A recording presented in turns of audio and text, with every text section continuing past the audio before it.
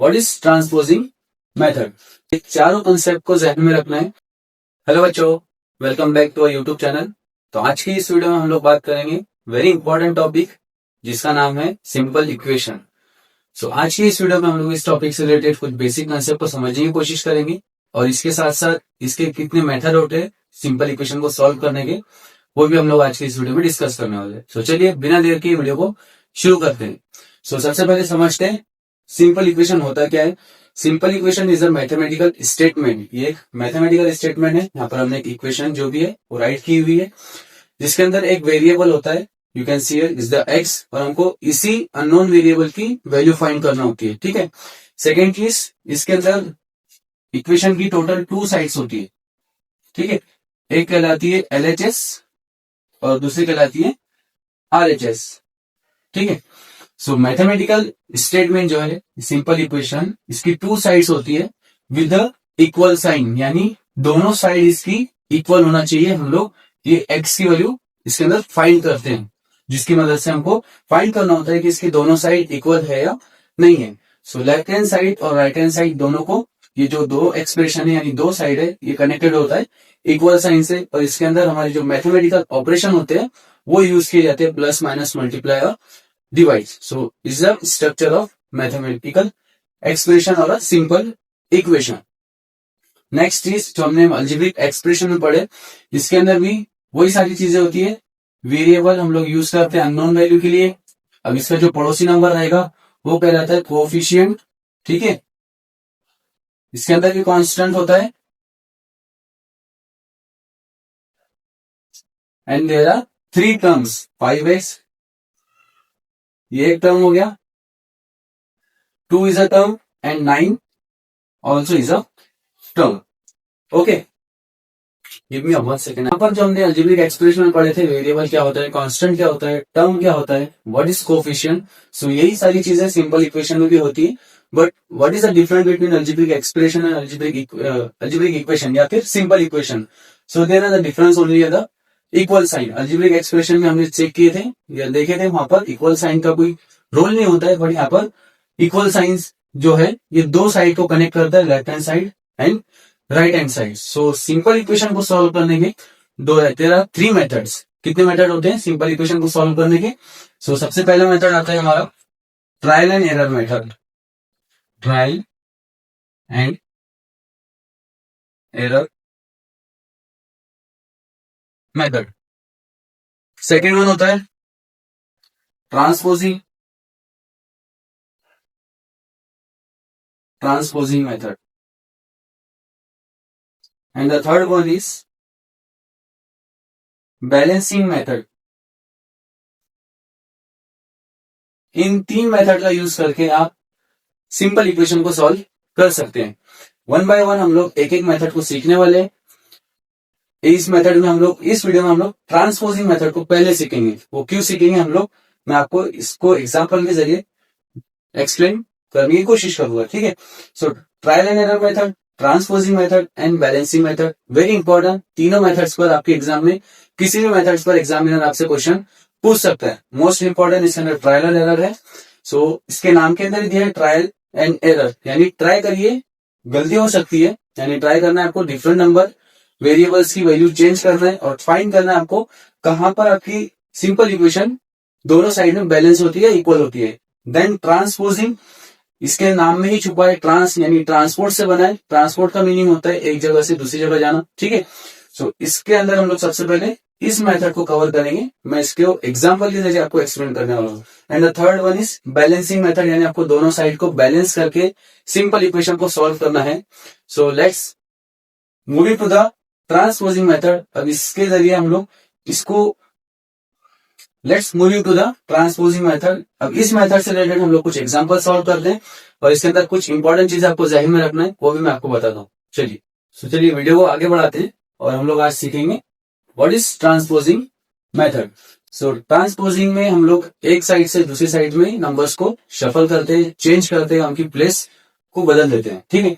पर एग्जाम्पल को सॉल्व करने से पहले आपको ये चारों कंसेप्ट को जहन में रखना है कि अभी हमने बताया कि इक्वल टू जो है वो दो साइड को कनेक्ट करता है, left hand side and right hand side. So जब भी आप लोग किसी पॉजिटिव नंबर को लेफ्ट हैंड साइड से राइट हैंड साइड में मूव करेंगे तो उसका साइन चेंज हो जाएगा, यानी वो माइनस में कन्वर्ट हो जाएगा। देन माइनस वाला नंबर अगर आपने राइट हैंड साइड में मूव किया सो प्लस में कन्वर्ट हो जाएगा। सेम एज अ मल्टीप्लाई, ये कन्वर्ट हो जाएगा डिवाइड में, और डिवाइड कन्वर्ट हो जाएगा मल्टीप्लाई में। ऐसे vice versa right hand side से आप कोई चीज या कोई नंबर को लेफ्ट हैंड साइड में मूव कर रहे हैं सो उसका माइनस वाला नंबर अगर करेंगे तो आप प्लस हो जाएगा, प्लस वाला नंबर आपको माइनस में मिलेगा।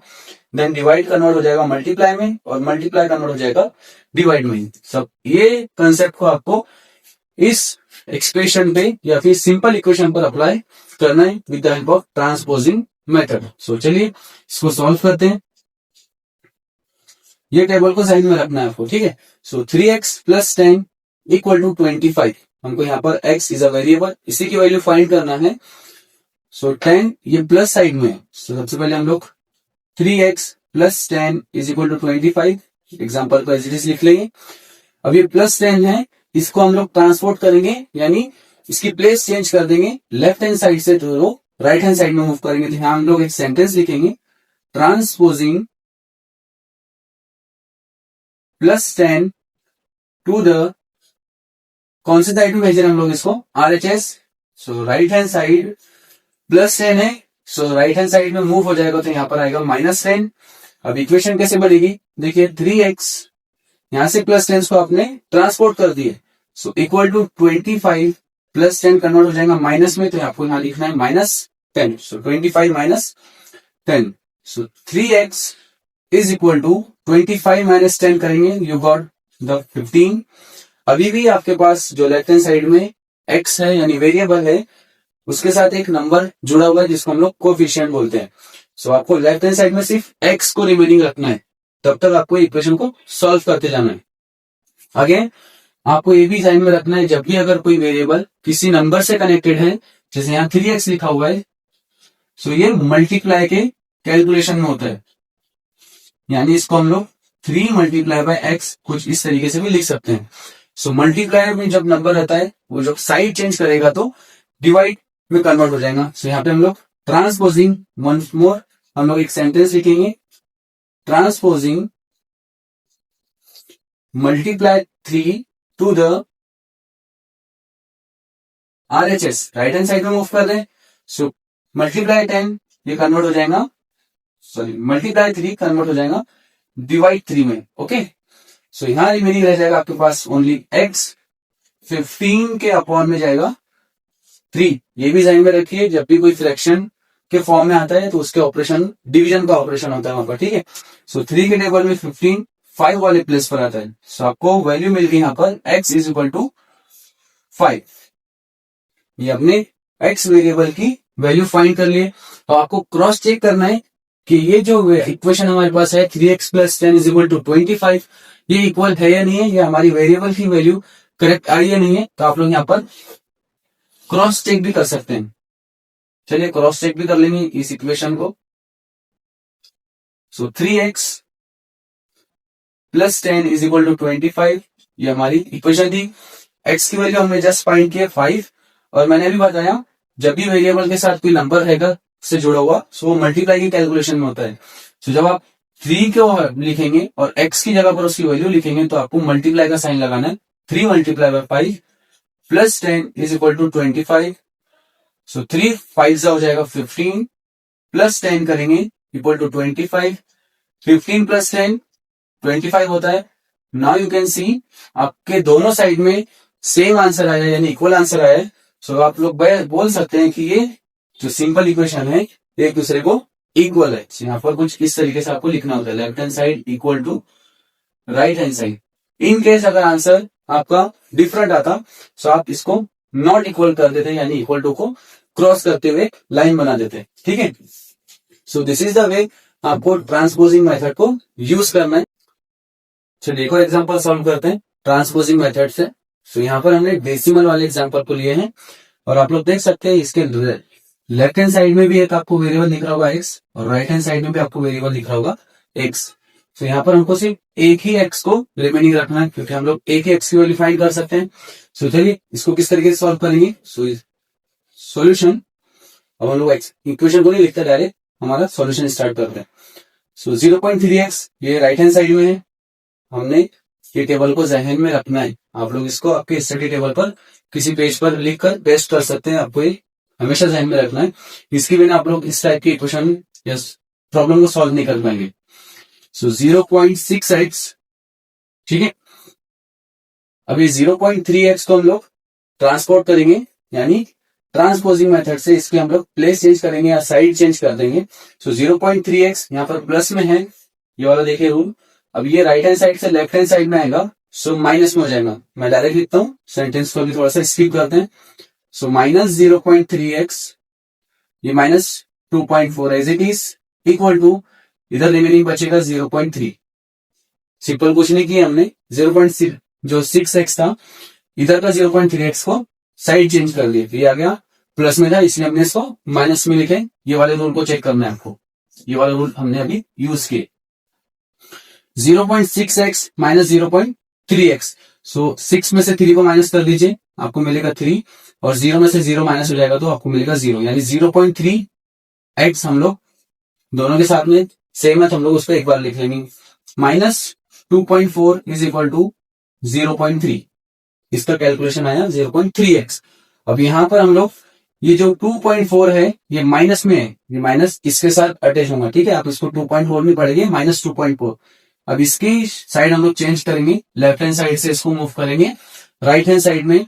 अगेन यही वाला रूल आपको चेक करना है, माइनस में नंबर है, राइट हैंड साइड में मूव होगा, सो प्लस में कन्वर्ट हो जाएगा।